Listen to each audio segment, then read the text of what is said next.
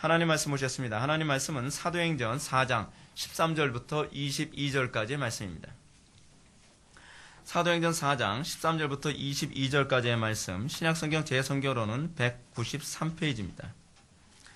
신약성경 193페이지, 사도행전 4장 13절부터 22절까지의 말씀입니다.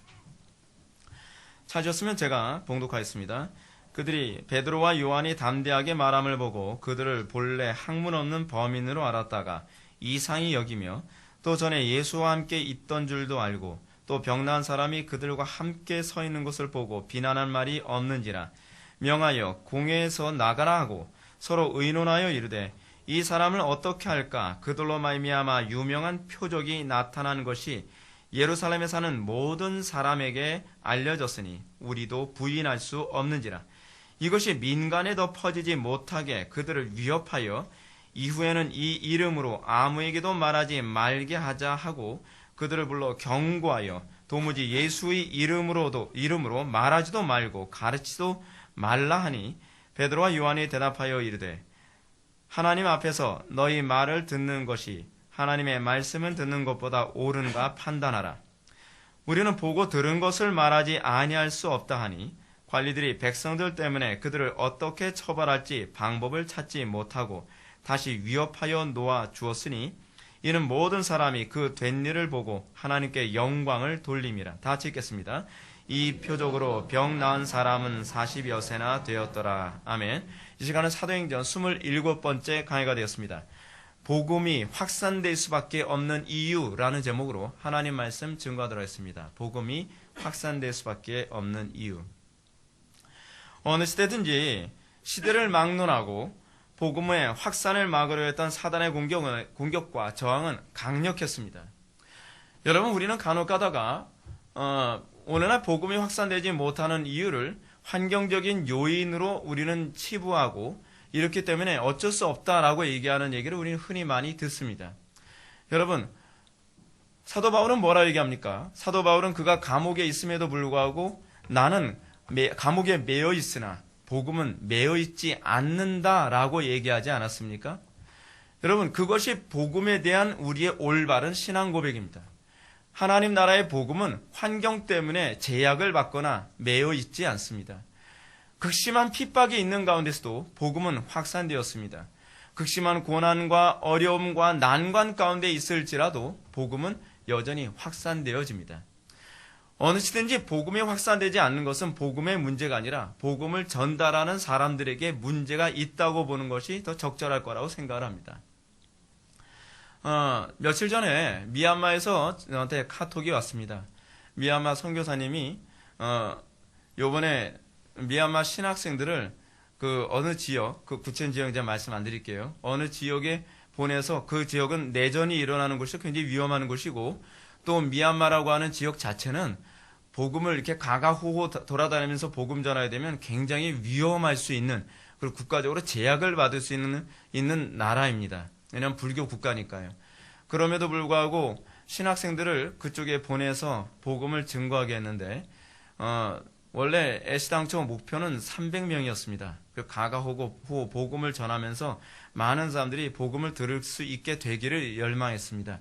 근데 이번에 복음을 전했는데 복음을 전하고 그리고 사람들이 모여서 복음을 들을 수 있도록 어떤 그런 그 프로그램을 준비했는데 자그마치 몇 명이 모였다라고 얘기하냐면 1000명이 넘게 모였다는 겁니다. 엄청난 열매죠. 엄청난 열매입니다. 많은 사람들이 복음을 들었고 그 많은 사람들이 예수님을 영접하겠노라라고 고백도 했다 그럽니다. 여러분, 근데 많은 다른 선교사님들은 뭐라고 얘기하냐면 미얀마 지역은 복음을 전하기가 어렵다라고 그분들은 그렇게 얘기합니다. 그래서 미얀마 지역의 기독교 인구는 한 4%밖에 안 된다고 얘기합니다. 기독교 들어온 지 굉장히 오래됐습니다. 오래됐는데 사람들의 이미 그 마음에서부터 뭐냐면 패배의식이 가득하고 안 된다라는 얘기를 스스로 자기들 입에서 합니다. 여러분, 사람은 할 수 없다고 해서 하나님이 할 수 없는 것은 아니지요. 우리는 자꾸 사단의 저항 앞에서 스스로 주눅들어서 우리는 스스로 안 된다라고 얘기합니다. 여러분, 안 되는 게 아니라 우리가 믿음이 없는 것일 뿐입니다. 정말 믿음의 역사하심은 어디를 가든지 강력하게 역사가 나타납니다. 저는 오늘날 이 시대의 교회가 왜 하나님의 역사를 자꾸 제약하고 있는가? 왜 우리가 할 수 없는 것을 마치 하나님이 할 수 없는 것인 것처럼 얘기하는가? 오늘날 기독교인들처럼 무능한 좋은 사람들이 어디 있습니까? 오늘날 기독교인들 그 얼굴에서부터 이미 폐색이 그냥 농후합니다. 마치 안 된다고 생각을 하면서 모든 것을 시작하는 사람들처럼 보여집니다. 여러분, 이런 기독교의 영적 풍토 안에서 과연 무엇을 기대할 수 있겠습니까? 여러분, 저는 2017년을 맞이해서 이 첫 번째 해, 그리고 첫 번째 주, 그리고 첫 번째 설교에서 저는 우리 이 시대 기독교가 과연 어떤 정신을 가지고 살아가야 될 것인가를 좀 심각하게 고민할 수 있었으면 좋겠습니다. 그러면 어느 시대든지 어떻게 기독교는 이렇게 끊임없는 수많은 저항과 유혹과 박해가 있음에도 불구하고 그 박해도 여러분 끔찍한 박해였죠. 정말 이가 갈릴 정도로 끔찍한 박해였습니다. 그럼에도 불구하고 복음은 어떻게 확산될 수 있었는가? 오늘 본문은 우리에게 그것을 아주 잘 얘기해주고 있습니다. 13절부터 14절의 말씀을 한번 보시겠습니다. 그들이 베드로와 요한이 담대하게 말함을 보고 그들을 본래 학문 없는 범인으로 알았다가 이상히 여기며 또 전에 예수와 함께 있던 줄로 알고 또 병 나은 사람이 그들과 함께 서 있는 것을 보고 비난할 말이 없는지라. 아멘. 본문은 예수님의 부활승천 이후에 사도들과 초대교회 성도들이 어떻게 극심한 저항과 박해와 유혹이 있음에도 불구하고 그 복음이 성공적으로 확산되었으며 그리고 초대교회 당시 어떻게 강력하게 하나님의 나라가 확산될 수 있었는가를 우리들에게 잘 보여줍니다. 누가는 초대교회의 모습을 역사적으로 기록을 합니다. 그리고 누가가 이 사건을 통해서 기독교가 얼마나 현실적이며 얼마나 위력적인지를 우리들에게 잘 얘기해주고 있습니다. 그럼 여기서 우리가 관심을 가지고 보아야 될 구절이 무엇일까요? 먼저 우리는 여기서 베드로와 요한이 담대하게 말함을 보았다라고 하는 것입니다. 이것이 우리가 첫 번째 관심을 가져야 될 부분입니다. 베드로와 요한이 담대하게 말함을 누가는 가르치고 있습니다. 당시 사도들과 성도들은 복음을 전하는데 두려워하지 않았습니다. 그들은 사람들의 눈치를 보지 않았습니다. 저는 오늘날 기독교인들에서 가장 위험한 부분이 무엇인가? 그것은 자꾸 눈치를 본다는 것입니다. 사람들의 눈치를 보는 것이 가장 위험한 문제라고 생각을 합니다. 저는 오늘날 강단의 가장 심각한 문제는 무엇이냐면 강단이 자꾸 사람들의 눈치를 보고 있다는 것이 문제라고 생각을 합니다. 제가 목회에 관해서 점점 더 고민을 많이 합니다. 과연 어떻게 하는 것이 올바른 목회인가에 관해서 점점 고민을 많이 합니다. 근데 어떻게 목회를 하는 것인가? 그거에 관해서 제가 요즘에 점점 더 명확하게 정의를 내리는 것은 어떻게 하든지 한 명을 더 예배당에 채우는 것이 아니라 어떻게 하든지 교회가 더욱더 거룩할 수 있는가를 더 고민하는 것이 옳다고 생각을 합니다. 교회가 거룩에 초점을 맞추지 아니하면 한 명이라도 교회에 남아있지 않을까봐 자꾸 비율을 맞추고 자꾸 사람들이 듣기를 원하는 것에 관심을 갖기 시작합니다. 여러분 이런 게 있습니다. 설교자나 회중들이나 하나님이 원하시는 것이 아니라 사람이 원하는 말이 무엇인지에 관심을 갖기 시작하면 그때서부터는 하나님의 음성은 귀에 들리지 않습니다. 여러분들 도대체 어디에 귀를 기울입니까? 소위 리버럴리즘, 소위 자유주의 신학자들은 자꾸 이런 얘기합니다. 이거는 누굽니까? 그 유명한 자유주의 신학자 칼 마르트가 한 말인데 우리는 설교를 할 때 한 손엔 성경, 한 손엔 신문을 들고 있어야 된다. 무슨 얘기죠? 끊임없이 사람들에게 관심을 가져야 된다는 겁니다. 물론 어떻게 보면 굉장히 설득력 있고 맞는 얘기인 것 같습니다. 그러나 저는 그렇게 생각하지 않습니다. 저는 항상 강단에선 하나님의 말씀을 사람들이 듣기를 원하는 얘기가 무엇이냐가 아니라 성경이 말하고자 하는 바가 무엇이냐를 얘기하면 뉴스페이퍼를 들고 있지 않는다 할지라도 사람들은 성령의 조명하심을 통해 스스로 이것을 적용하고 깨달아 알 거라고 생각을 합니다. 우리는 간혹가다 이런 얘기를 합니다. 그렇게 직선적으로 하나님의 말씀을 증거했다가 사람들이 떠나가면 어떡하냐. 여러분 제가 목회하면서 깨닫게 된 경험이 뭔지 아십니까? 그것은 아주 좋은 경험이었습니다. 무엇이냐면 사람이란 존재는요. 나가라 한다고 해서 나가는 존재도 아니고 들어오라 해서 들어오는 존재가 아니라는 것을 알게 되었습니다. 교회 안에 사람이 들어오는 것도 하나님의 주권일 뿐만 아니라 나가는 것도 하나님의 주권입니다. 하나님의 말씀을 하나님 말씀되게 증거하는 가운데에 나갈 사람들은 나가는 거고 들어올 사람은 들어오는 거라고 생각합니다. 소위 교회라는 것은 어떤 곳이냐면 진리에 목마른 사람들이 찾아오는 곳이 교회이지, 세상적으로 자기의 생각이 옳다는 것에 환호해 줄 수 있는 그런 곳, 그리고 그들의 교만을 채워주기 위해서 존재하는 그런 광대 같은 곳이 아닙니다. 여러분, 오늘날 여러분 강단 설교자가 앞에서 사람들이 원하는 얘기를 해주는 코미디언하고 과연 무슨 차이가 있습니까? 저는 오늘날 강단 설교자가 자꾸 광대 노릇 하고 있다는 것이 저는 굉장히 안타깝다고 생각합니다. 소위 사람들이 모여왔습니다. 그러면 사람들이 원하는 얘기를 해줘서 사람들이 좋아하고 사람들이 후련해하며 사람들이 웃어주길 원하는 거예요. 그리고 그들에게 반응이 별로 좋지 않으면 그들은 내가 오늘 무대 공연을 실패했다라고 생각하는 것입니다. 여러분, 강단은 무대 공연이 아닙니다. 강단은 생명을 거는 곳이고, 강단은 사람들에게 돌맞을 각오를 하고 하나님의 뜻을 담대히 말하는 곳입니다. 그럼으로써 소리의 역할을 감당하는 것이죠. 제가 지난주에도 지난주인가요? 제가 설교하면서 여러분한테 그런 말씀드리지 않았습니까? 설교자 또는 여러분들 전도자로서의 여러분들의 직무가 뭐라고요? 여러분들 자신을 드러내는 것이 아닙니다. 그리스도를 드러내고 자기는 소리처럼 사라지는 존재입니다. 이것이 우리가 존재하는 이유입니다. 우리는 그리스도를 드러내는 것으로 우리는 기뻐하고 우리는 그것으로 만족할 수 있어야만 합니다. 왜 우리는 우리가 드러나지 않아서 안달입니까? 우리가 광대입니까? 우리가 연예인입니까? 왜 자꾸 내가 인기를 더 끌어야 된다고 생각하고, 왜 우리는 저 사람들이 원하는 말을 하지 않아서 저 사람들이 힘겨워서 나갔다고 하는데 왜 죄책감을 느껴야만 합니까? 진짜 우리가 느껴야 될 죄책감은 무엇입니까? 하나님의 말씀 맡은 자로서 그들에게 주님께서 요구하는 것은 뭐라 했죠? 충성입니다. 충성적이어야만 합니다. 왜 우리는 사람에게 충성하려 합니까? 왜 우리는 하나님의 말씀을 담대히 증거하는데 우리는 관심을 갖지 않습니까? 오늘날 이 시대 교회가 왜 그러지 못하는 것입니까? 오늘 본문에서 베드로와 요한이 그 두려운 상황, 정말 언제 돌맞을지도 모르는 그 상황에서 담대히 말함을 이 종교 지도자들이 보았다라고 얘기하고 있습니다. 이것은 제3자가 하는 얘기입니다. 제3자가 스스로 저 마음에 안 드는 저 사람들의 이 말씀 증거가 너무 담대했다라고 그 위압감을 느끼고 있는 얘기입니다. 그들은 사람들의 눈치를 보지 않았습니다. 그들이 이렇게 사람의 눈치를 보지 않고 담대히 복음을 증거할 수 있었던 것은 무엇보다 그들이 성령으로 충만했기 때문에 그렇습니다. 그러나 또 다른 부분이 있습니다. 그것이 뭐냐면 그들은 복음에 대한 확신이 있었기 때문에 그렇습니다. 우리는 복음에 대한 확신도 없으면서 성령의 충만함만 있으면 말씀을 담대히 증거할 수 있을 거라고 생각하는 경향이 많이 있습니다. 물론 성령 충만한 것이 가능하겠죠. 근데 여러분, 이들이 항상 복음을 담대히 증거할 수 있는 근거는 어디에 있는지 아십니까? 그들은 복음에 대해서 확신을 가지고 있었습니다. 바울은 이렇게 얘기합니다. 내가 복음을 부끄러워하지 아니하노니. 이 복음은 모든 믿는 자에게 구원을 주시는 하나님의 능력이 됩니다. 사도 바울에게 있어 복음은 뭐라고요? 이론이 아니었습니다. 사도 바울에게 있어서 이 복음은 소위 논쟁을 해서 내가 틀릴 수도 있다라고 생각하는 그런 것이 아니었습니다.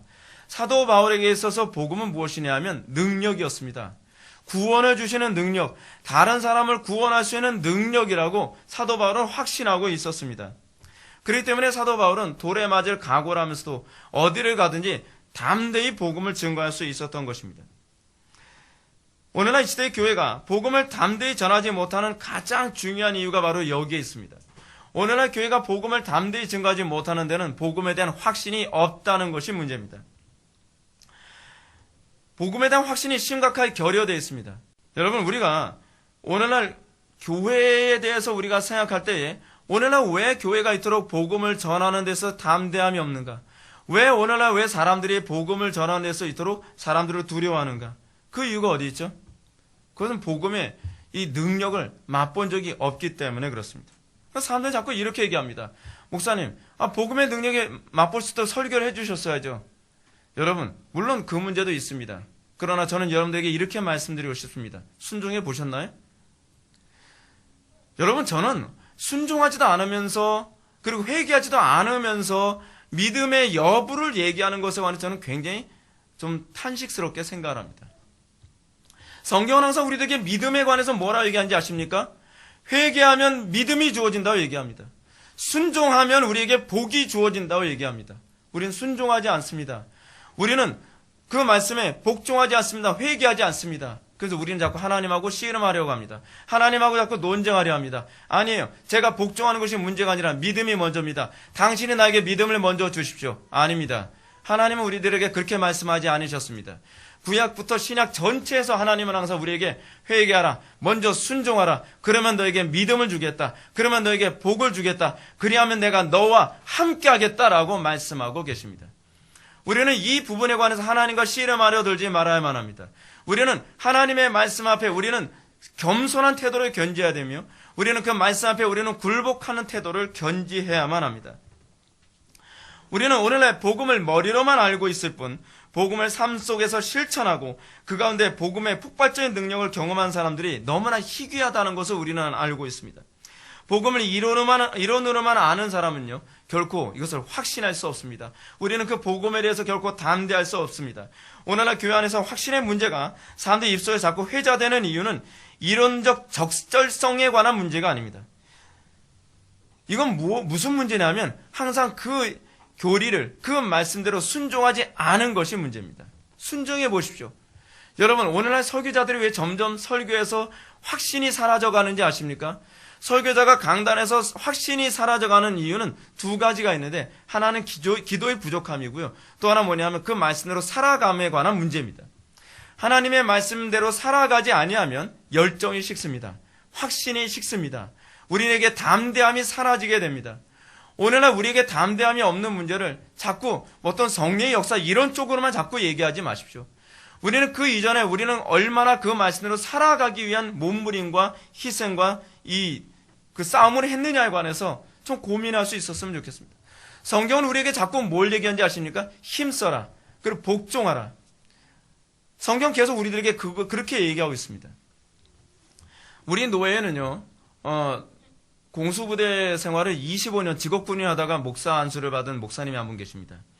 그 목사님하고 저하고 얘기를 나누는데, 저는 고소공포증이 있거든요. 제가 고소공포증이 생기게 된 이유가 있는데, 제가 맨손으로 북한산에 자운봉이라고 있습니다. 자운봉인데 수직으로 떨어지면 한 100m 정도 떨어지는 곳인데, 거기는 그냥 맨 암벽이에요. 근데 친구하고 둘이서 아무 생각 없이 20대 초반 때 그 맨손으로 암벽 등반했다가 그때 제가 고소공포증이 생겼어요. 굉장히 무섭더라고요. 근데 그리고 난 다음부터 제가 높은 곳에 올라가면 막 밑에서 잡아 당기는 것 같아가지고 높은 데 잘 못 올라갑니다. 근데 그 목사님하고 얘기를 하는데 제가 물어봤어요. 목사님은 고소공포증 없으신가요? 했더니 저는 고소공포증 같은 거 없어요. 그러더라고요. 어떻게 없죠? 라고 하니까 저보고 하는 얘기가 이거예요. 높은 데서 몇 번 뛰어내리면 없어져요. 그러는 거예요. 예. 이분이 낙하산을 하도 많이 탄 분이시다 보니까 뭐 높은 데서 뛰는 건 이게 예사인 거예요. 그냥 예사예요. 그래서 그분이 지금 거의 60 바라보시는데 허벅지가 이래요. 그래서 이야, 대단합니다. 막 몸이 얼마나 좋은지 몰라요. 지금도 한 10kg씩 뛴대요. 근데 그분 하신 얘기가 뛰지 않고 높은 데서 뛰어보지 않고서 고소공포증 해결하는 법이 없다는 거예요. 그 부분이 무섭다라고 계속 생각하면 끊임없이 그 공포는 자기한테 엄습해 온다는 거예요. 근데 그 공포를 극복해 보면 아무것도 아니라는 걸 안다는 거죠. 신앙이라는 게 여러분 그거라는 거 알고 계십니까? 신앙이라는 것은요, 하나님 말씀대로 순종하지 않으면, 순종하기 전까지 아무리 전 이론적으로 배웠죠. 낙하산 메고서 뛰어내리면, 몇 번 뛰어내리면 고소공포증이 없어진다고요. 근데 순종하지 않는 한 고소공포증은 머리로만 해결 방법을 아는 것이지 없어지질 않는 거예요. 없어지질 않는 거예요. 우리는 끊임없이 말씀을 더 많이 배우면 담대해질 거라고 생각합니다. 우리는 이론을 더 많이 알면, 성경을 더 많이 읽으면 우리는 담대해지고 더 거룩해질 것이라고 생각합니다. 근데 그렇습니까? 여러분들이 더 많이 배웠는데 뭔가 달라졌습니까? 여러분들이 더 많이 성경을 읽었는데 좀 달라졌습니까? 아니죠. 문제가 어디 있죠? 왜 여러분들에게 담대함이 생기지 않는 것이죠? 그 이유는 분명합니다. 일반 계시가 우리들에게 얘기해주고 있습니다. 아는 대로 살아가십시오. 저는 여러분들이 아는 대로 살지 않으면서 여러분들이 안다고 얘기하는 것에 관해서 솔직히 굉장히 혐오스럽게 생각합니다. 그건 아는 게 아닙니다. 그건 반쪽 지식이 아니라 지식이 사실 없는 겁니다. 이거는 사실은 저의 견해뿐만 아니라 헬라인들의 일반적 견해이기도 했습니다. 근데 우리는 자꾸 머리로 아는 것을 자꾸 안다고 생각합니다. 여러분, 성경은 우리들에게 항상 말씀을 가르치실 때 전제가 뭔지 아십니까? 행하는데 전제가 있는 겁니다. 행하도록 하기 위해 우리들에게 말씀을 가르치고 있습니다. 그 성경 말씀은 거의가 다 명령조입니다. 행하라, 순종하라, 그리고 믿음과 순종을 동의어로 사용하고 있습니다. 행하지도 않으면서, 순종하지도 않으면서 우리의 믿음 없음을 여러분 탄식하면 누구를 탓하고 있는 것입니까? 여러분, 저는 여러분들이 예배당에 왔을 때 시간 때우지 않았으면 좋겠습니다. 왜 아까운 시간 여기 앉아 있습니까?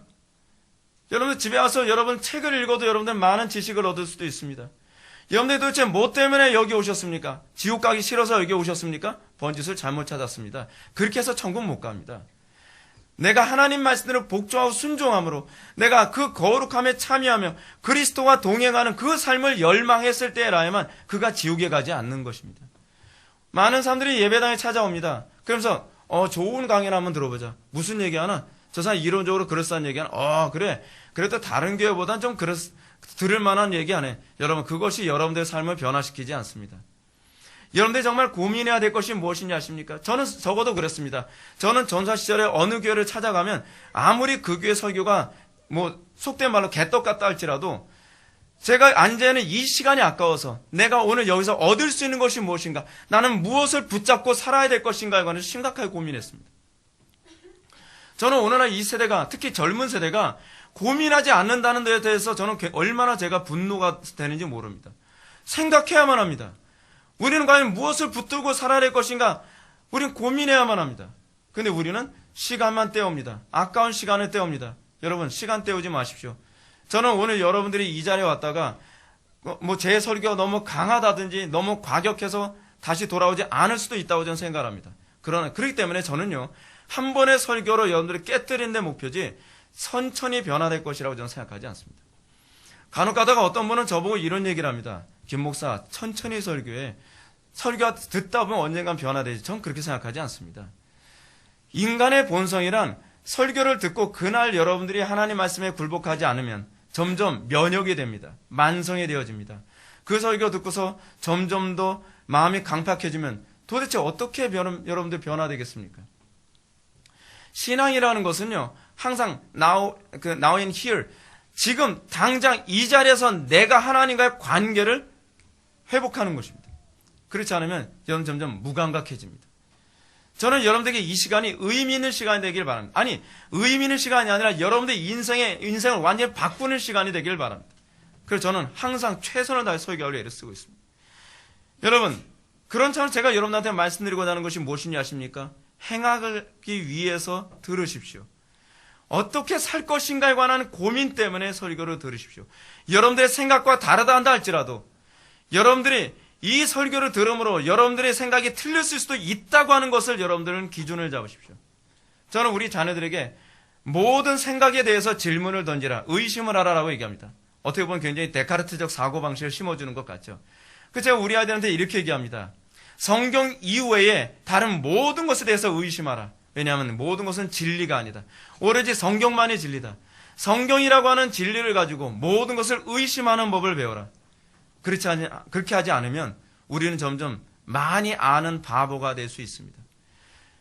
우리는 끊임없이 그 진리에 대해서 내가 어떻게 복종하고 어떻게 살아갈 것인가, 우리는 끊임없이 진리에 목말라서 살아가는 존재. 여러분, 이것이 개돼지하고 다를 거 아니겠습니까? 개돼지하고 우리하고 차이가 무엇입니까? 적어도 인간은 진리에 대해서 고민하고 진리대로 살고 싶은 이 열망 때문에 인간이라고 얘기할 수 있는 것 아니겠습니까? 배부르게 살고 싶다고요? 여러분, 돼지도 그래요.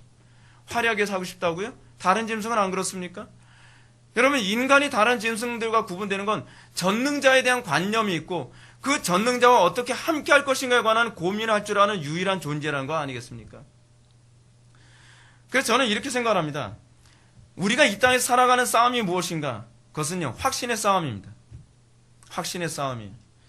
오늘날 기독교가 세상의 다른 사람들과 관계에서 끊임없이 뒤로 밀리고 있는 이유가 무엇인지 아십니까? 우리는 우리가 믿는 바에 대한 확신이 심각하게 결여되어 있다는 사실입니다. 여러분들이 왜 우리는 안 믿는 사람들과 만나면서 우리가 믿는 바에 대해서 여러분들 담대히 얘기하지 못하는 것이죠? 확신이 없기 때문에 그런 것이죠. 확신이 없기 때문에.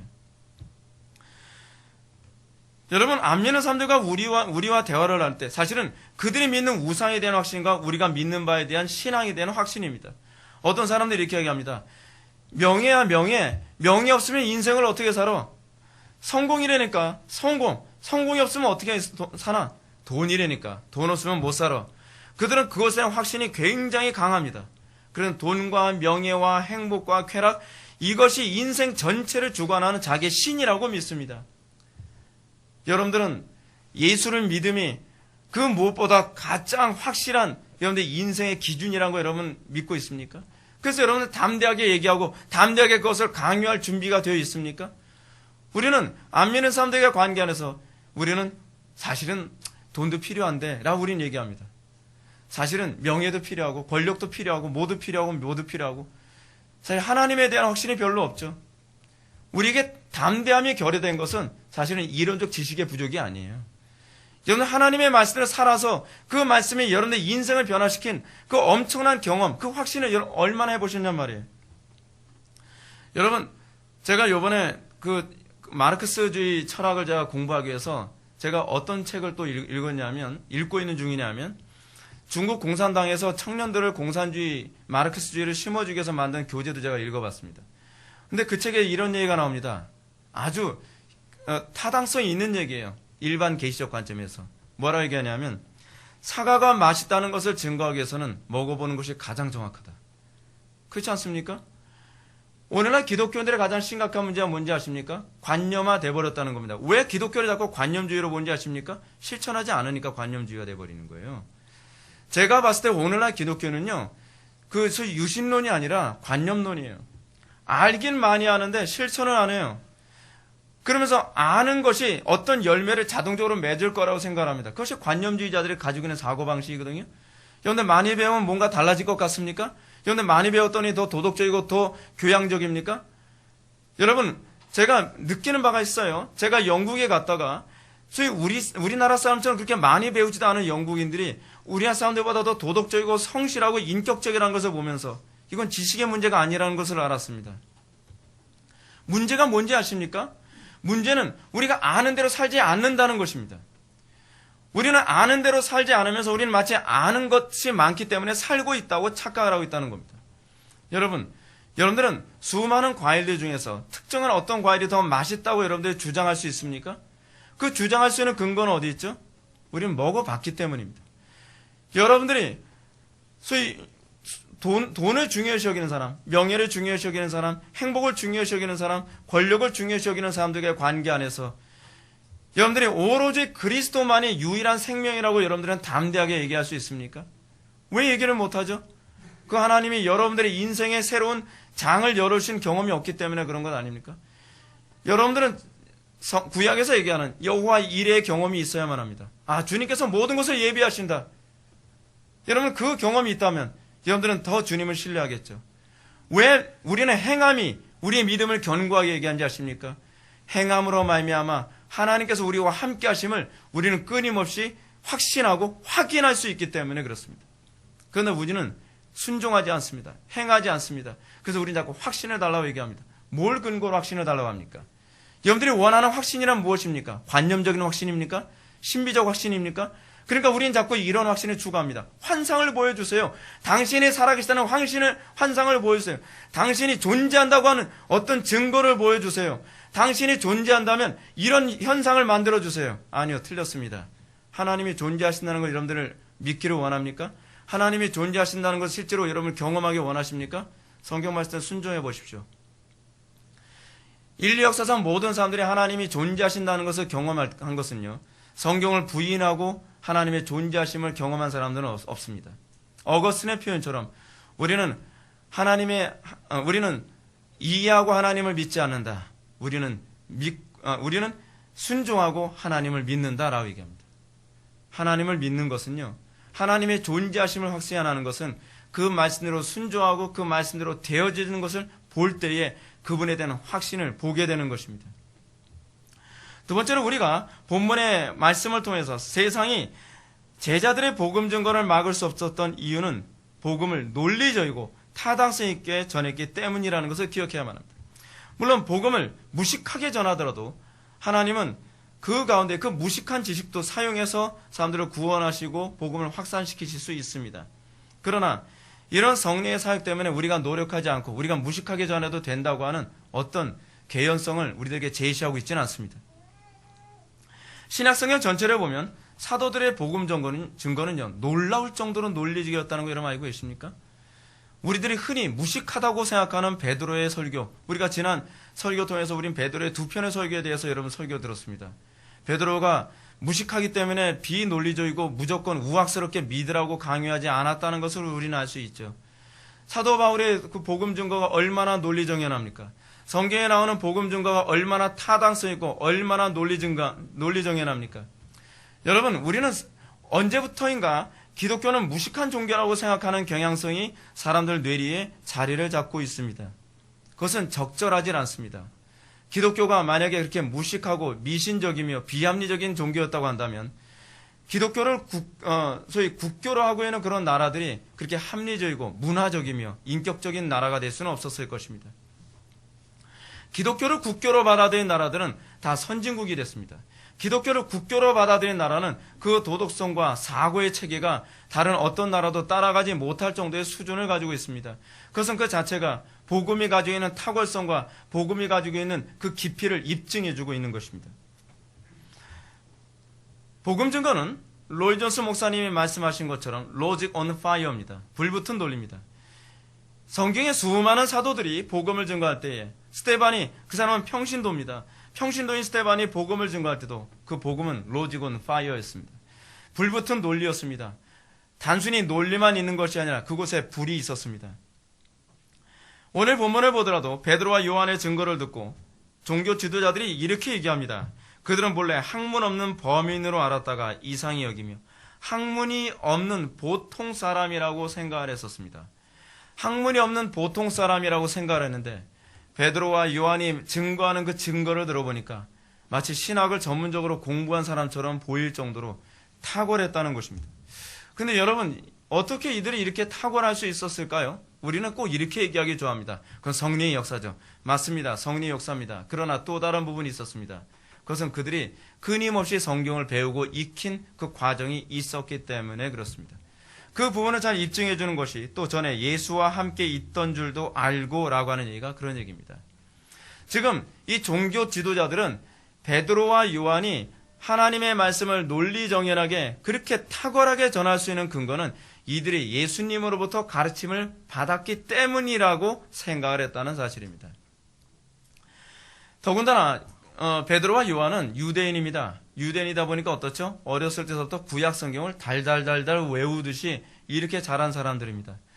여러분, 유대인들은요, 가장 먼저 그 암송하는 것이 레위기라고 그러죠. 그리고 유대인들은요, 아이들한테 교육을 시킬 때 레위기로 가장 먼저 교육을 시킨다고 합니다. 왜냐하면 구약 성경 전체를 요약한 게 레위기이기 때문에 그래요.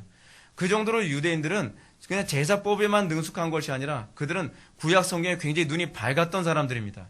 구약 성경에 눈이 밝은 데다가 예수님으로부터 교육을 받으니까 이것이 마치 핵폭탄처럼 더 강력한 힘을 갖게 된 것이죠. 그러므로 베드로전서에서 베드로는 이렇게 얘기합니다. 너희 속에 있는 소망에 관한 이유를 묻는 자에게는 대답할 것을 항상 준비하되, 우리는 항상 준비해야만 합니다. 온유와 두려움으로 하라. 우리는 준비되지도 않고 노력하지도 않고 공부하지도 않고 우리는 대충대충 성령께서 역사만 해주시기 바랍니까? 성령께서 역사해 주시겠죠. 성령께서 역사해 주시는데 배운 것이 없으면요, 무식하게 밖에는 역사해 줄 수가 없습니다. 무디가 가지고 있는 한계가 그거였다 그러지 않습니까? 성령께서 아무리 역사해 주셔도 그 머릿속에 끄집어낼 게 별로 없는 거예요. 그러다 보니까 무디의 설교는요, 굉장히 좀 비논리적인 부분이 많았어요. 근데 여러분, 우리가 교회사를 한번 봅시다. 교회사에서 얼마나 탁월한 영적 지도자들이 많습니까? 그들은 상당한 인테리들이었습니다. 그들은 상당히 많이 배운 사람들이었습니다. 그들은 굉장히 노력하는 사람들이었습니다. 제가 이렇게 얘기하면 꼭 이렇게 반문을 던지고 싶은 분들이 있을 것입니다. 우리는 성경에 보면 하나님께서 미련한 자를 택하사 지혜로운 자를 부끄럽게 하시고 세상에 약한 자들을 택하사 강한 것을 부끄럽게 하시는 분이시다. 그러니까 여러분, 우리는 미련해야만 합니까? 그러니까 우리는 약해야 된다는 얘기입니까? 아니죠. 그 얘기가 아닙니다. 여기서 얘기하는 바는 이런 표현입니다. 하나님께서는 마치 다윗과 같이 어린 아이를 사용해서 덩치 큰 골리앗을 때려 눕히시는 분이시라는 걸 표현하는 것입니다. 때로는 하나님께서는 저희 바울처럼 아무런 능력, 사회적인 능력이 없잖아요. 그리고 몸도 약하잖아요. 질병이 있는 사람이잖아요. 근데 그럼에도 불구하고 바울을 사용해서 사회적인 권력과 힘 있는 사람들을 꺾으시는 분이시다. 또 칼빈같이, 칼빈도 여러분 정치적 지도력이나 사회적 영향력을 행사할 수 있는 만한 여건이 전혀 안 됐거든요. 근데 그럼 칼빈을 통해서 제네바를 뒤엎고 나아가서는 종교개혁을 하고 유럽 전체를 뒤엎지 않았습니까? 다 그런 얘기를 하는 겁니다. 그런 얘기를 한 거예요. 근데 그렇다고 해서 여러분 다윗이 게을렀습니까? 다윗이요, 다른 건 몰라도 물맷돌 던지는 데는요 탁월하게 훈련된 사람이었습니다. 하나님께서는 준비된 자를 들어 쓰시는데 하나님의 영광을 드러내시기 위해서 약한 자, 지극히 보잘것없는 자를 들어 쓰셔서 하나님의 전능성과 하나님의 탁월성을 드러내길 기뻐하신다는 거예요. 여러분들이 노력하지 않고 게을러도 하나님께 쓰신다는 게 아닙니다. 분명한 사실은 하나님께서는 노력하지 않고 게을른 자를 쓰지 않으신다는 거예요. 가끔가다 쓰시는 경우가 있습니다. 어떤 경우가 아십니까? 악한데 악하게 쓸 때. 그런 사람들이 주로 악한 날에 악하게 쓰일 때 주로 쓰임받습니다. 비참한 거죠. 비참한 거예요. 왜 여러분 우리가 하나님의 백성이라고 한다면 우리는 다윗처럼 또는 바울처럼 칼빈처럼 또는 루터처럼 우리는 더 많이 준비되어야만 하겠습니까? 그 이유가 어디 있죠? 우리는 왜 논리적으로 복음을 증거하는 것이 성경적이라 얘기할 수 있죠? 간단하죠. 그것이 하나님의 속성이에요. 그것만큼 명확한 논리가 어디 있습니까? 우리가 하나님의 속성을 본받아 구원받은 존재라고 한다면 우리는 더 논리적이고 합리적이며 지혜로운 것이 분명하죠. 예수님께서 제자들을 전도 보낼 때 제자들에게 뭐라 얘기합니까? 무식해도 좋아. 순결하게만 하면 돼. 그렇게 말씀하십니까? 그렇지 않죠. 너희들은 뱀처럼 지혜롭고 비둘기처럼 순결하라고 얘기하고 있습니다. 우리가 복음을 증거하는 데 있어서 여러분들이 가족들에게 복음을 증거하는 데 있어서 지혜로워지십시오.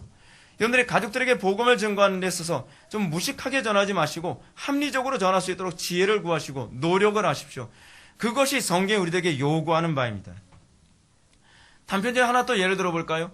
여러분들이 잘 알고 있는 그 모세가 무식한 사람이었습니까? 아닙니다. 모세는 당대 학술에 최고로 능한 사람이었습니다.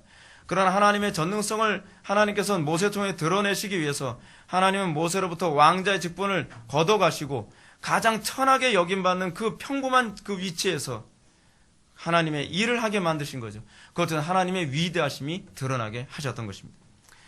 세 번째로 이런 악한 상황에서도 유대인 종교 지도자들이 제자들의 복음을 막을 수 없었던 이유는 무엇입니까? 14절 말씀을 보면 병 나은 사람이 그들과 함께 서 있는 것을 보고라고 하는 부분입니다. 이것은 복음의 확실한 증거가 나타났다는 것입니다. 유대인들은 이 증거 때문에 부인할 수가 없는 겁니다. 여러분, 신앙생활에 있어서 우리가 정말 중요시 여겨야 되는, 오늘날 복음이 확산되지 않는 가장 중요한 문제가 어디인지 아십니까? 복음의 능력이 안 나타나고 있다는 것입니다. 경건의 모양만 가득한데 경건의 능력이 나타나지 않습니다.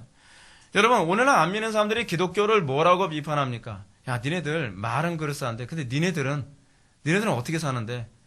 정직 얘기하면서 니네들이 더 부정직하더라. 거룩 얘기하면서 니네들이 더 부도덕하고 더 더럽더라.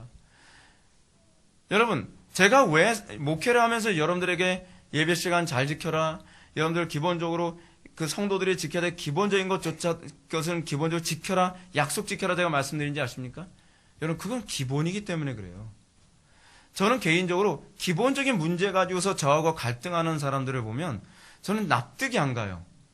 아니, 기본적인 것, 시간 약속 하나도 제대로 못 지키면 거면서 하나님의 영광을 위해 살겠다고 예배당 찾아온 겁니까? 그거 웃기잖아요. 여러분, 신앙이라는 건 우리 교회 이제 들어올 때 서약식을 하고 약속을 하고 들어오는데 제가 지지난주까지도 제가 굉장히 흥분하면서 야단을 치고 그랬던 이유가 무엇입니까? 안 믿는 사람들이 오늘날 교회에 안 들어오는 이유가 그거라니까요. 안 믿는 사람들이 기독교인을 보면서 안 믿는 사람들은 안 믿는 사람이니까 그렇다 손 치는데 예수 믿는 사람들은 경건의 능력의 가장 기본 중 하나가 약속이거든요. 약속을 안 지킨다는 거예요. 부도덕하다는 거예요. 거짓말을 밥 먹듯이 한다는 거예요. 여러분, 그러면서 그런 사람이 복음 전했을 때 여러분 복음을 받아들이겠냔 말이에요. 우리는 복음을 증거할 때 우리에게서 가장 먼저 무엇이 나타나느냐를 우리가 생각을 해야 되는데 그것은 경건의 능력이 나타나느냐에 관한 문제입니다. 오늘날 한국 기독교가 복음이 확산되지 않는 이유는 환경 문제가 아닙니다. 자꾸 환경 탓하는데요. 그 문제가 아니에요. 제가 말씀드렸죠. 자꾸 환경 탓하는 건 어디서 난 사고방식이라고요? 유물론적 사고방식이에요. 꼭 누구 때문에, 뭐 환경 때문에, 무슨 얘기. 여러분 그건 유물론적 사고방식이에요. 여러분들은 어렸을 때부터 유물론적 사고방식에 여러 방식으로 익숙해져 있어요. 성경은 뭐라고 얘기했는지 아십니까? 환경 문제가 아니라 내가 문제라는 거예요. 내가 하나님 말씀대로 살지 않고 내가 하나님과의 관계가 잘못됐기 때문에 그것 때문에 복음이 확산되지 않는다는 거예요. 그래서 여러분들이 복음을 증거할 때 항상 여러분들에게 위협이 되는 가장 어려움이 뭔지 아세요? 하나님과의 관계에 대한 그 도전이 먼저 오는 거예요. 여러분 이런 가운데서도 여러분 하나님과의 관계를 유지할 수 있습니까? 이런 질문이 계속적으로 오는 것 아니겠습니까? 그런 차원에서 여러분들에게 제가 말씀드리는 게 뭐냐면 적어도 예수 믿는 사람이고 아니고를 떠나서 기본적으로 약속이라도 좀 잘 지키는 사람 되자는 거예요. 그것조차도 못하겠다고 교회를 떠나간다면 저는 그런 사람들 붙잡고 싶은 마음이 없다는 것이죠. 이거는 일반 사회 안에서도 용납될 수 없는 부분이잖아요. 근데 교회 안에서 용납되길 바랍니까? 여러분 그렇게 부도덕한 교회 다니고 싶습니까? 여러분들이 그런 교회가 욕먹고 있다는 거 알고 계시지 않습니까? 그런데도 우리 교회가 그런 부도덕함을 수용해주고 그런 부도덕한 사람들에 대해서 참아주는 교회가 되길 바랍니까? 모순이죠. 모순. 저는 그런 사람들의 모순을 좀 받아들이고 싶지가 않습니다. 우리는 끊임없이 많은 사람들이 우리가 복음을 증거할 때 복음을 거부할 수 없는 이유가 무엇이라고 생각하는지 아십니까? 그것은 우리에게서 나타나는 경건의 능력을 보고 부정할 수 없도록 만들어야 된다는 사실입니다.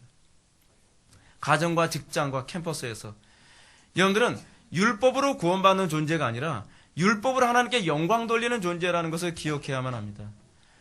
우리는 어떻게 그것 통해서 하나님을 영화롭게 할 것인가? 적어도 예수 믿는 사람은 달라라는 소리를 여러분 듣는 것이 우리에게 영광 아닙니까? 안 믿는 사람들이 오늘날 기독교는 왜 예수를 안 믿는다고 얘기합니까? 많은 사람들에게 전도를 하면 그들의 입에서 꼭 터져나오는 얘기가 있습니다. 저도요 예수 믿는 사람들 많이 하는데 속된 말로요 재수없어요. 저 예수 믿는 사람들한테 돈 떼먹은 적이 한두 번이 아니고요. 예수 믿는 사람 때문에 제가 상처받은 적이 한두 번이 아니고요. 부정직하고요. 뭐 거짓말 잘하고 뭐 어쩌고 그러면서 그들이 꼭 복음을 안 받아들일 명분을 어디다 두냐 하면 소위 예수 믿는 사람들의 그 부정직함과 부도덕함을 명분으로 삼는다는 거예요. 그 부분에 관해서는 우리는 하나님의 심판대 앞에서 할 말이 없어요. 적어도 우리가 복음을 전할 때 우리의 부도덕함과 우리의 죄악이 그들로 하여금 우리가 전하는 복음을 거부해야 될 명분이 되지 않도록 만들어야 된다는 사실입니다. 적어도 제가 오늘 본문에서 얘기하는 이 요소들이 초대교회 때 사람들이 복음을 받아들이지 않을 수 없는 근거로 작용했다는 것입니다. 오늘날 교회 안에서 이런 표적이 나타난다면 세상에 어떤 저항과 공격이 온다 할지라도 복음의 확산을 결코 막을 수가 없을 것입니다. 이런 사실은 16절 말씀에서 아주 잘 나타납니다. 이 사람을 어떻게 할까? 그로 말미암아 유명한 표적 나타난 것이 예루살렘에 사는 모든 사람에게 알려졌으니 우리도 부인할 수 없는지라. 부인할 수 없다고 얘기하지 않습니까? 이들에서 표적이 나타났습니다. 그리고 예루살렘에 이것이 모든 사람들에게 알려졌습니다. 그래서 막을 재간이 없다는 것입니다. 오늘날 기독교를 사람들이 거부하는 이유가 무엇인지 아십니까? 온 세상에 기독교의 부도덕함과 기독교의 부정과 부패가 온 땅에 알려졌기 때문에 복음을 증거하기 좀 어려워지고 있는 것입니다. 그럼에도 불구하고 우리는 다시 시작해야만 합니다. 그럼에도 불구하고 기독교가 다시 도덕성을 회복해야 되고 기독교가 다시 하나님의 말씀을 듣고 행하는 종교로 바뀌어야만 합니다. 이론적인 종교가 아닙니다. 많이 아니까 누구보다 우월하다고 생각하는 우월감을 버려야만 합니다. 오늘날 복음을 우리가 이 담대함과 행함과 제가 오늘 말씀드렸던 이 세 가지 요소들만 우리가 바르게 순종한다 할지라도 복음은 요원의 불길처럼 번져나게 될 것입니다. 그러나 무엇보다 복음이 확산되는 것을 세상에 감당할 수 없게 만드는 것은 17절부터 20절의 말씀입니다.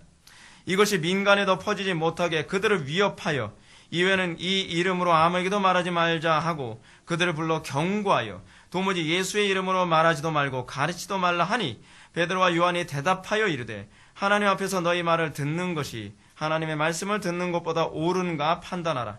우리는 보고 들은 것을 말하지 아니할 수 없다 하니. 아멘. 복음이 가장 강력하게 확산되는 가장 중요한 원동력은 복음을 증거하지 않으면 견딜 수 없는 뜨거운 마음이 그들 속에 있었다는 사실입니다. 본질에서 유대인들은 사도들의 가르침이 사람들 사이에서 더 퍼지지 못하게 하기 위해 그들을 위협했다고 얘기합니다. 그런데 그 위협이 막을 수가 없었던 거예요. 북한에서 그 공포 정치로 북한의 성도들을 위협한다 할지라도 그들이 복음을 전하는 것을 막을 수 없었던 것이 지금 초대교회에서도 그대로 나타나고 있는 것입니다.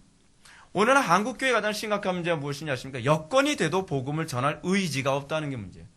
환경이 되는데도 여러분들 복음 증거한다 해서 여러분들을 총으로 쏴 죽입니까? 여러분 복음을 증거한다 해서 여러분들을 감옥에 가둡니까? 그거 아니잖아요. 그런데도 불구하고 우리는 그 열정이 없어요. 복음을 증거할 열정이 없다는 것이 문제예요. 이들은 제자들을 불러다가 경고하여 도무지 예수의 이름으로 말하지도 말고 가르치지도 말라라고 이들을 경고합니다. 이러한 유대인들의 위협 앞에서 제자들이 뭐라고 말합니까? 제자들이 이렇게 말합니다. 베드로와 요한이 대답하여 이르되 하나님 앞에서 너희 말을 듣는 것이 하나님의 말씀을 듣는 것보다 옳은가 판단하라. 여기서 굉장히 중요한 개념이 나오죠. 뭐냐면 너희가 왕이 아니라 그리스도가 왕이다라고 하는 그리스도의 왕적 선언을 하고 있는 것입니다. 우리는 그리스도의 지상 명령이 세상의 명령보다도 권위 있을 수 있는 이유는 뭐냐 하면 그리스도는 만왕의 왕이시기 때문에 그렇습니다. 복음을 증거하는 것은 그리스도의 지상 명령입니다. 임금께서 우리에게 전한 명령입니다. 그들은 그 명령을 가슴속으로 받아들이고 있습니다. 종교 지도자들의 위협 앞에서 조금 더 흔들리지 않고 당당하게 그들은 그리스도의 왕됨을 선언하고 있는 것입니다. 하나님 앞에서 너희 말을 듣는 것이 하나님의 말씀은 듣는 것보다 옳은가 판단하라. 옳은가 판단하십시오. 그들은 지금 그리스도의 왕되심을 선언하며 우리는 그리스도께 복종하는 것이며 우리는 하나님의 말씀을 따르는 것일 뿐이다 라고 담대하게 얘기하는 것입니다. 사랑하는 성도 여러분, 이것이 바로 참된 성도의 신앙 고백이 아니고 무엇이겠습니까? 참된 성도라면 세상의 위협과 명령 앞에서도 하나님의 명령을 우선순위로 여기며 살아가는 것. 하나님이 모든 만왕의 왕이시기 때문에 우리에게 이래라 저래라 할 수 없다. 우리는 오로지 우리에게 명령하실 수 있는 유일하신 분은 하나님이시다 라고 그들은 고백하고 있는 것입니다. 우리는 환경에 따라서 손해와 이익 때문에 또는 다수의 위협적인 반응 때문에 그때마다 일관성을 버린다고 한다면 여러분 과연 이런 기독교인들에게서 무엇을 기대할 수 있겠습니까? 오늘날 우리는 가정과 직장과 국가와 교회에서 하나님의 통치보다는 세상의 통치에 고개를 숙이는 그리스도인들로 가득한 것을 보게 됩니다. 세상의 그 권력자들이, 세상에 어떤 힘 있는 사람들이, 돈을 가지고 있는 사람들이 우리 그리스도인들에게 죄악을 요구하고 있습니다. 죄악을 명령하고 있습니다. 그럴 때 우리는 왜 그것에 복종을 합니까? 또는 부부 안에서 남편이 또는 아내가 또는 부모나 또는 학교 선생님이 또는 직장 상사나 또는 돈과 명예의 그 힘으로 우리들에게 이래라 저래라 하나님 말씀대로 살지 못하도록 요구할 때 여러분들은 누구의 명령을 따르겠습니까? 학교 다닐 때 제가 고3 때, 고2 때서부터 주일날 되면 주일날 그 자율학습을 나오라고 계속적으로 명령했었습니다. 담임선생님이요. 담임선생님이 영어 선생님인데 저하고 사이가 굉장히 안 좋았거든요. 담임선생님이 맨날 뇌물 주고 그런 것 때문에 제가 교무실에서 대들고 말 한마디 잘못했다가 교무실에서 무릎 꿇고 손들어야 되는 그런 비참한 상황까지 있었대서 찍힐 대로 찍혀있는 상황이었어요. 그런 상황에서 제가 주일날 자율학습을 나오는 문제여서 주일송사회 때는 못 갑니다. 그러니까 완전히 딱 걸린 거죠, 그냥. 명분이 너무 좋은 거 아닙니까? 그러니까 매주 월요일마다 가면 꼭 매 맞는 게 그 월요일의 일생활이었어요. 왜 우리는 하나님의 명령을 어기게 만드는 선생님의 명령 우리는 따라야만 합니까? 우리는 직장 상사가 우리는 요구하는 것에 관해서 하나님의 명령에 부합하지 않는다고 하는 거 알면서도 어쩔 수 없다라는 말로 우리는 왜 그들의 명령에 따르는 거죠? 여러분들의 임금은 누굽니까? 여러분들의 왕은 누굽니까? 끊임없이 하나님께서 이런 것을 통해서 우리들에게 질문 던지고 있는 것 아닙니까? 그럴 때마다 여러분들 고백하십시오. 그럴 때마다 여러분들의 믿음은 더 견고해지게 될 것입니다. 그럴 때마다 여러분들 더 확신을 갖게 될 것입니다. 하나님이 우리의 왕이시다. 우리는 하나님의 명령을 듣는 것이 옳다. 마지막으로 제가 다니엘의 세 친구에 관한 얘기를 하고 말씀을 마치겠습니다. 다니엘의 세 친구는 느부갓네살 왕이라고 하는 당대 최고의 제국의 그 황제 앞에서 그들은 그들의 명령을 거역할 수밖에 없는 위치에 있었습니다. 느부갓네살 왕은 그 당시 중동 지역을 다 점령한 최고의 왕이었습니다. 근데 느부갓네살 왕이 사드락 메삭 아벳느고에게 명령을 합니다. 너희들은 왕과 왕의 신상에 절을 해라. 그들이 왕의 권위를 무시해서가 아닙니다. 하나님의 권위를 묵살하고 있기 때문에 그들은 왕의 명령에 복종할 수 없었습니다. 그들이 느부갓네살 왕의 신상에 절을 하지 않자 느부갓네살 왕이 이렇게 엄한 말로 얘기합니다. 이제라도 너희가 준비되었다가 나팔과 피리와 수금과 사면금과 양금과 생황과 및 모든 악기 소리를 들을 때에 내가 만든 신상 앞에 엎드려 절하면 좋거니와 너희가 만일 절하지 아니하면 즉시 너희를 맹렬히 타는 풀무 가운데 던져 넣을 것이니 능히 너희를 내 손에서 건져낼 신이 누구이겠느냐. 여러분 어떻게 생각합니까? 여러분 느부갓네살 왕하고 제가 봤을 땐 사드락 메삭 아벳느고하고는요 관계도 좋은 관계였다고 생각합니다. 근데 이 신앙적인 문제 때문에 인간 관계도 냉정하게 끊어야 되는 상황이 되어버리고 말았습니다. 임금에게 절을 하지 않는 것은 그 임금은요 자기의 자존심을 건드리는 문제가 되는 것이거든요. 그 신상에 절하지 않는 문제는요. 근데 이런 위협 앞에서 다니엘의 세 친구가 뭐라고 얘기합니까? 저는 오늘날 젊은 그리스도인들에게 이 당당함이 좀 있었으면 좋겠습니다. 다니엘의 세 친구들은 이렇게 얘기합니다. 느부갓네살이여 우리가 이 일에 대하여 왕에게 대답할 필요가 없나이다. 왕이여 우리가 섬기는 하나님이 계신다면 우리를 맹렬히 타는 풀무 가운데서 능히 건져내시겠고 왕의 손에서도 건져내시리이다. 그렇게 하지 아니할지라도 왕이여 우리가 왕의 신들을 섬기지도 아니하고 왕이 세우신 금신상에게 절하지도 아니할 줄을 아옵소서. 이 고백과 함께 이들은 풀무불 속으로 던져질 수밖에 없었습니다. 왕은 다니엘의 세 친구와 아울러 하나님을 높이는 다니엘이 이 모습을 보면서 엄청 분노를 했습니다. 자기의 자존심이 상할 대로 상한 것이죠. 근데 놀라운 일은 그들을 풀무불 속에 집어넣었을 때 어떤 현상이 나타나냐 하는 것입니다. 이것이 항상 복음이 확산되는 방식이라는 거 알고 계십니까? 그 안에서 인자 같은 이가 그들로 하여금 모든 풀무를 통해서 이 결박을 다 사가 없어지게 만들고 그들을 보호하고 있는 것을 목격하게 됩니다. 거기서 그들의 믿음이 더욱더 견고해지는 것 아닙니까? 오늘날 우리의 믿음에 확신이 없는 이유가 무엇입니까? 오늘날 우리의 믿음에 견고함이 없는 이유가 무엇입니까? 우리가 꼭 그리스도를 만날 만한 그 시점만 되면 이래서 어쩔 수 없었다. 저래서 어쩔 수 없었다. 그래서 우리는 모든 핑계를 대며 우리는 끝까지 회개하는데 우리는 가지 않습니다. 그래서 우리는 꼭 이렇게 얘기합니다. 나도 순종할 만큼 순종해 봤는데요. 거기에 하나님 안 계시던데요. 나도 순종할 만큼 순종해 봤는데요. 하나님이 계시는 뭐가 계셔요? 여러분 순종할 만큼은 어디까지 순종했습니까? 풀무불 안에 들어가 보셨습니까? 여러분들 인생에 있어서 끊임없이 풀무불 안에 들어가는 일의 연속 가운데서 여러분들 믿음이 견고해진다는 것 알고 계십니까? 이걸 통해서 여러분들 하나님의 살아계심이 안 믿는 모든 사람들에게 입증되고 있다는 것 알고 계십니까? 사드락 메삭 아벳느고 그 자리에서 하나님의 살아계심을 보여줬습니다. 하나님을 보게 만들었습니다. 그러자 이렇게 느부갓네살 왕이 고백합니다. 느부갓네살이 말하여 이르되 사드락 메삭 아벳느고의 하나님을 찬송할지로다. 놀라운 일 아닙니까? 우상을 숭배하라고 강요했던 이 사람이 사드락 메삭 아벳느고의 하나님을 찬송합니다. 그가 그의 천사를 보내서 자기를 의뢰하고 그의 몸을 바쳐 왕의 명령을 거역하고 그 하나님 밖에는 다른 신을 섬기지 아니하며 그에게 절하지 아니한 종들을 구원하셨도다. 그러므로 내가 이제 조서를 내리노니 백성과 각 나라와 언어를 말하는 자가 모두 사드락과 메삭과 아벳느고의 하나님께 경솔히 말하거든 그 몸을 쪼개고 그 집을 거름토로 삼을지니 이는 이같이 사람을 구원할 다른 신이 없음이라 하더라. 아멘. 어느 시대인지 복음이 확산되는 것은요, 우리의 희생과 헌신과 믿음의 고백 없이 그렇게 하나님 나라의 복음이 확산되는 법은 없습니다. 오늘날 기독교의 하나님 나라 확산이 안 일어나는, 한국의 하나님 나라가 확산이 안 일어나는 이유는 우리에게 이 신앙이 없기 때문에 그렇습니다. 한국교회가 이거 인정해야만 합니다. 우리는 하나님 말씀대로 끝까지 순종합니까? 아니면 순종하는 척 합니까? 풀불 근처까지 가는 척 하다가 여기까지는 더 이상 안 될 것 같아. 그러면서 우리는 맨날 하나님이 나를 실망시켰다라고 여러분 얘기하고 있지 않습니까? 아닙니다. 하나님은 그런 하나님 아니십니다. 하나님은 끝까지 순종하는 자에게 한 번도 우리를 실망시키지 아니하시는 하나님이시라는 것을 믿으시기 바랍니다. 2017년 맞이했습니다. 우리에게서 2017년이 어떤 해가 될지 모르겠습니다. 그러나 세상이 혼란스러워지고 세상이 점점 어려워지고 정말 나라가 극심한 어려움에 처할 때일수록 여러분들이 잊어서는 안 되는 것이 하나 있습니다. 하나님을 믿는 믿음에 더 온전히 서십시오.